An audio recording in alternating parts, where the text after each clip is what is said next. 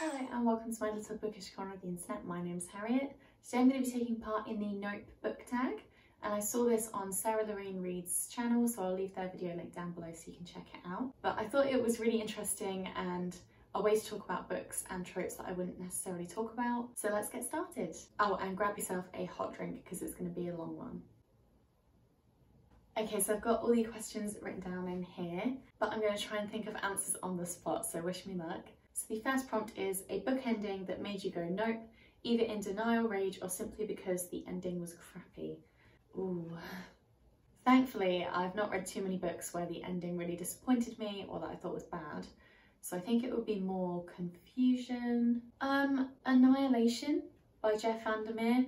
I didn't really know what the ending was to that, so I suppose that made me go nope a bit because I didn't really understand what was happening. Now I know there are more books in the series, I haven't read them yet simply because I don't have them. So Annihilation I got from my partner for free, so I thought that I would read it after they read it, and I actually really did enjoy it. I thought it was a really good book. I just don't really know what happened and I can't really tell you what happened. The only thing I can tell you is that I did enjoy it. But yeah, I can't really remember the ending specifically, but I remember not really knowing what had happened. A protagonist or main character that you dislike and that drives you crazy. This one's very easy. It's from a book that I don't actually like, and that would be 1Q84 by Haruki Murakami. The main character, one of them, so the male main character, Tengo, is just really creepy and perverse, and I really don't like the way that he kind of treats women and talks about women and views women. And I feel like maybe that's a little bit of the author coming through there, because I have heard that a lot of their books are quite similar. But yeah, the character of Tengo it was really dull and really rude and arrogant, but also was kind of like a nothing character, and I really hated reading from his perspective. If you've seen my videos before, you know how much I hate that series anyway, so it's really no surprise that one of the characters from there would be the answer to this question. Okay, a series that turned out to be one huge pile of nope after you invested all that time and energy on it, or a series you gave up on because it wasn't worth it.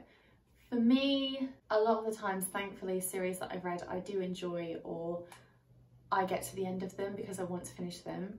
The only one I haven't done that with before is The Hunger Games, and I'm so sorry if you grew up with that series and you love it, but for me, it just didn't work out. I read the first book and I read maybe 4 or 5 chapters of the second book and I just gave up on it. It's just not for me personally, but I do understand why people like it. I was more of a Twilight girl growing up, so I think that that kind of skewed my experience with the book. A popular pairing, a ship you don't support. Ooh. I mean, there's the obvious one, which is Bella and Jacob from the Twilight saga. Why can't they just be friends? Why couldn't they just be friends? They didn't need to fall in love with each other. Oh yeah, that really pissed me off for a very long time, many years of my life. Obviously I am a team Edward, although at the moment I'm probably team no one because they're both pretty bad for Bella, and Bella's a bit of a irritating character. Yeah, I think that's probably the only one actually that I didn't want them to get together. But so many people did, so many people were team Jacob. It was like a divide through the teens of 2012. A plot twist you didn't see coming or didn't like. This is a recent read for me, this one, because the whole book was full of plot twists and I didn't like any of them. So unfortunately that would be The Gilded Ones by Namina Fauna. I just felt like there were so many plot twists and they were just kind of lazy. And even though there were so many, when they happened I was like, well yeah, of course that would happen. It just felt very tropey and cliche, and yeah, it didn't work for me. Protagonist or character decision that made you shake your head nope.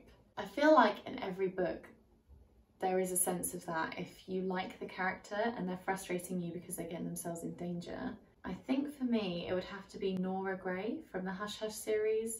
I reread that at the start of this year and I didn't hate them. I thought they were pretty good for what they were. They're like a teen, YA, angsty, paranormal romance. And the main character in the first book, she just makes all the wrong decisions.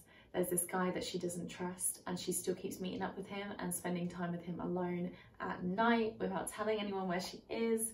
And then in the other books, she's like a completely different person, but she's even worse. She makes really bad decisions.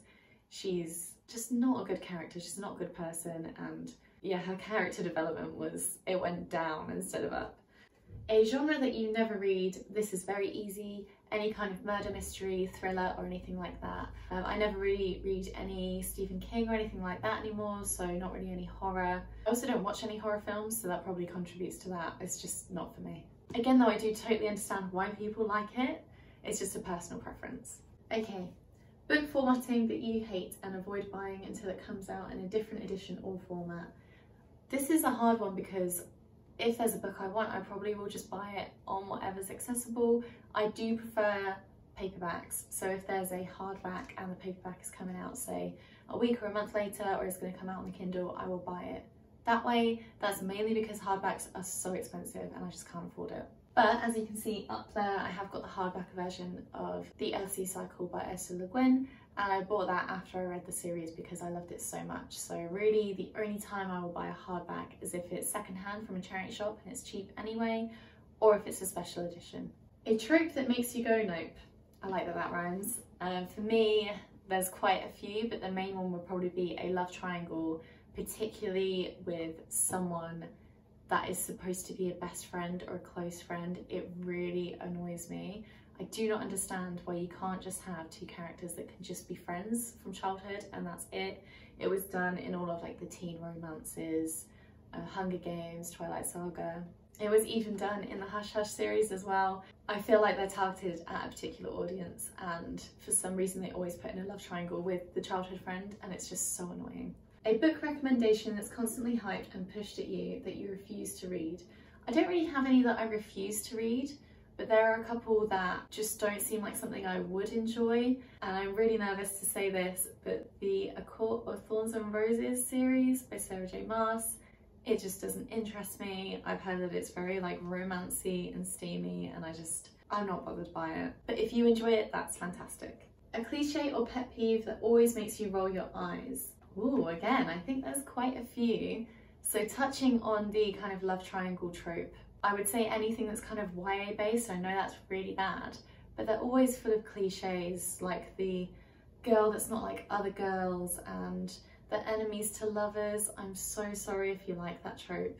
For me, usually it doesn't work because the person that's supposed to be the enemy is either like a complete arse and then switches suddenly into a really nice guy, or they just continue to be an arse and the main character still falls in love with them.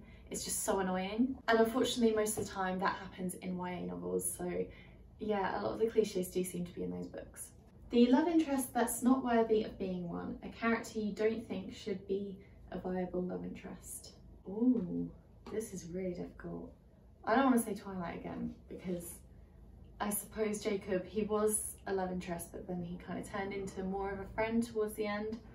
I'm currently reading the A Song of Ice and Fire series by George R.R. Martin, and Jane Westerling, spoilers ahead if you haven't read it, Jane Westerling basically marries Robb Stark, and I feel like the point I'm at in this series, there isn't a lot of character development for them, and I have seen the series, so I think I know what happens to that character, and I'm just hoping that there's going to be a little bit more development for her and we get to see a bit more from her, because at the moment I don't think I'm going to care when the thing that happens to her happens, and she just doesn't seem like at the moment a reason for Robb to kind of give up everything for, because we don't know anything about her. But yeah, hopefully that will change in the future when I continue with the series and kind of get more of their character. A book that shouldn't have existed that made you say nope. This is a really harsh question. I don't think I've ever read a book that I don't think should exist. I've never read one that's that bad. I mean, genuinely, I don't think I have an answer for this question. That is a really hard question. Yeah, I don't think I've ever read anything and thought, oh, this should never have existed. Because I feel like with a lot of books, you know, there's something for everyone. Everyone has different tastes, and something that I might absolutely hate, someone else might absolutely love. So yeah, I can't answer that. A villain or protagonist that you would hate to cross and would make you run in the opposite direction. So speaking of the Earthsea series, there is a villain called Cobb. At least that is his username, it's not his true name. Don't believe you ever find out his real name actually. But he is extremely scary. He is a powerful sorcerer and he's basically, in a way, conquered death. And he just has absolutely no remorse. He doesn't have a heart. He's just really, really scary, and I would absolutely hate to meet him. He's not a good person whatsoever. And also he's fighting against one of my favourite characters in any book series that I've ever read. So yeah, it makes me hate him even more. And then an obvious choice would be Lord Voldemort, because he's a powerful sorcerer as well. Anyone that can use sorcery that is evil is just someone I do not want to be around. A character death that still haunts you. Spoilers, obviously. If you have read The Seven Husbands of Evelyn Hugo by Taylor Jenkins Reid, Celia St. James, bless her heart. Unfortunately, she's diagnosed with cancer and she does pass away, and that is Evelyn Hugo's love of her life. They had such a brilliant relationship, and that bit really broke me, that part of the story. And I think it's one of the times that I cried the most when reading. An author you had a bad experience with and have given up reading. This links back to one of the first questions. Haruki Murakami, I just don't care. I just don't care anymore. The two books in the 1Q84 series that I read really disappointed me and made me really pissed off, and I've heard that his writing isn't really any different in any of the books, and the way that he writes women, I'm just not interested, so I'm not going to bother. So yeah, that is the end of this very spicy book tag. I hope that you enjoyed it, and if you do want to join in, please do let me know down below when you've uploaded it, and I will definitely check it out and watch it. That is it from me today. Have a wonderful rest of your day, and I'll see you in my next video. Bye!